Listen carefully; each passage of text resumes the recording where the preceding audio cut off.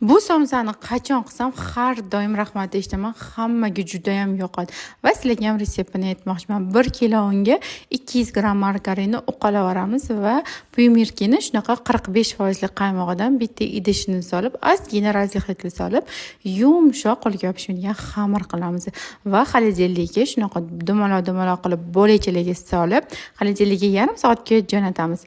Nachinkasi uchun 2 ta kartoshkani mayda kubik qilib to'raysizlar, 2 ta piyozni va 400 gram qiyma solib, zira, tuz solib, yaxshilab buni ham aralashtirib olasizlar. Tingan xamirlarni shunaqa yoyib olamiz va 8 taga bo'lib olamiz. Videoda ko'rsatib o'tganimdek ichiga nachinkani solib, dumaloq qilib o'rab, chetlarini chiqmaydigan qilib o'rab olasizlar va ustiga kunjut va tuxumni sarig'ini surib olasizlar. Qizlar, ishoninglar, bu hayotingizda yegan eng zo'r somsa bo'ladi. Shunaqa og'izda erib ketadi. Kimga qilib bersanglar ham faqat rahmat eshitasizlar. Inshaalloh, albatta tayyorlab ko'ringlar. Video yoqqan bo'lsa, bitta like bosib qo'ysanglar, juda ham xursand bo'laman.